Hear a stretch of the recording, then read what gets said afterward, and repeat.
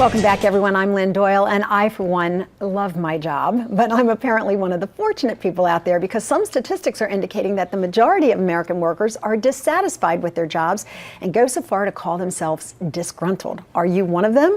Well, Stephen Slater is now the face of the disgruntled employee. He's the JetBlue flight attendant who decided he'd had enough.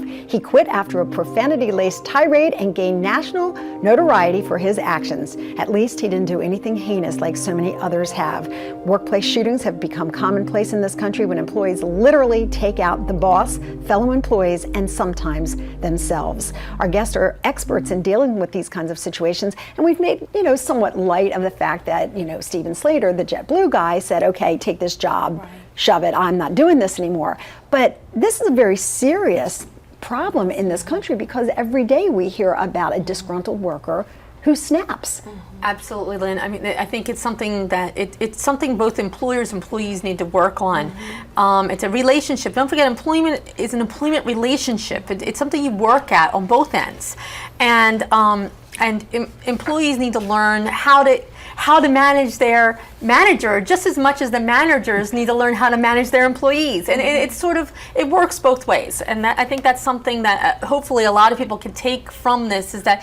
And when you're dealing with the public, it's another whole element because you don't have as much control. But again, I think you have to recognize in that job that that's something you do have to deal with. Okay, now, Ennis, earlier you said that people are feeling a disconnect in their workplace. Can you explain that, what you mean? Sure. When I say disconnect, they feel disconnected with their managers. Usually their managers, the accessibility is limited now because everybody's so busy.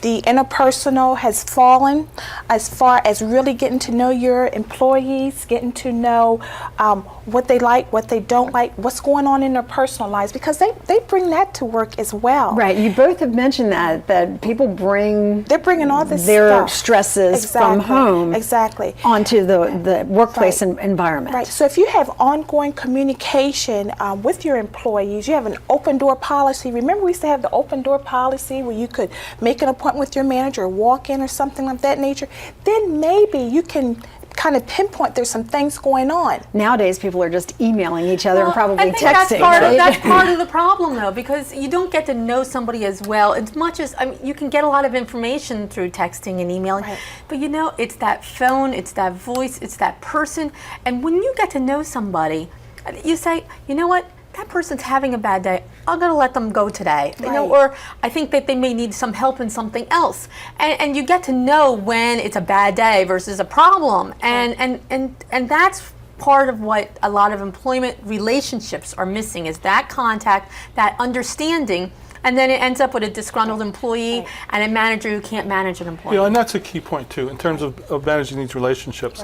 And it even spills into interpersonal relationships, even with couples. I can't tell you how many times I have actually directed some of my clients not to text and to actually get on the phone or speak in person. And I think the same thing goes with managers.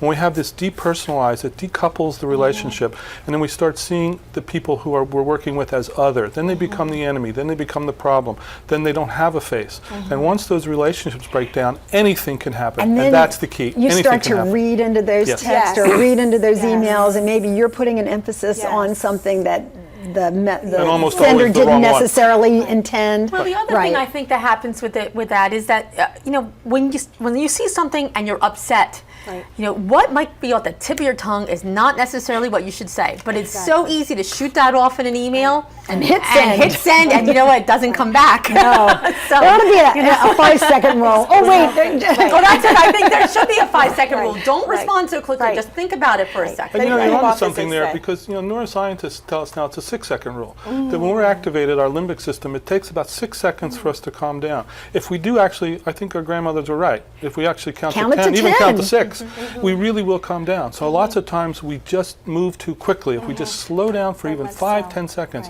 everything starts to see it differently. So in the Stephen Slater situation, as I understand it, because obviously I wasn't there firsthand, there had been a confrontation earlier during the day. It kind of festered, and then he ended up getting hit in the head. So then there was the physical aspect to his anxiety and his emotion already. And the escalation. And the escalation. Now, as we pointed pointed out, it was dangerous what he did, but he did remove himself from the situation. Some people say that he actually did the right thing. He did not extend the physical confrontation any further. Well, you like He to went see 99 yards. He didn't go all the way to the right thing. He got close to the right thing. You know, I was reading also about this situation, and that there were some prior incidents that happened on previous flights, and the lady said that they were very dissatisfied with the customer service. And I think they did call JetBlue. However, they really couldn't get through, and they couldn't make the report. I think that we need to go back to the old-fashioned surveys or evaluation and start evaluating how you were treated on the flight. Have them collected, and then see if there is a consistency of behavior that they should look out for. Do they need retraining? Like that's going to happen. In addition Yeah, to complain to that, your airline, Anna. So we'll talk to you when that's done. he wasn't the only employee on that flight. And if there was that much of a problem and that much of a disconnect, you know, you would hope that maybe one of the other attendants could have recognized, you know what, this is becoming something that maybe I should step in and say, you know what, I'll take over. You don't deal with this passenger, I'll deal with this passenger. Or It's part of the relationships you were talking about that's earlier. exactly, and that's what I mean is that you need to get to know the people you're working with and work together for a common goal. But let's be smart about this. And I mean, realistic, not smart, but realistic. You say, you know, you need to have these interpersonal relationships. I'm all for that. I'm the flight attendant on this flight. I'm already overworked. And now you want me to take on this guy's problems too? It's like, deal with your own issue. I mean, don't you think that's how a lot of people might respond? They do, and at their peril, because we're all in it together. That's what we lose sight of when we're overstressed. We begin to lose those connections, because everybody's on that plane. We're all in the same workplace. If we're not watching each other's backs, we're really in trouble, because we are taking on too much, we're doing more with less, and we cannot do it alone. So what are some of the signs that we should be looking for in our coworkers, our managers, friends that are complaining about work? How do we know when it's crossing into the danger zone and it's not just somebody, you know, bitching about work? I would say when there is when people are just repeatedly frustrated or anxious or irritated about something, when really it's really not a big issue, but they're blowing it up as it is.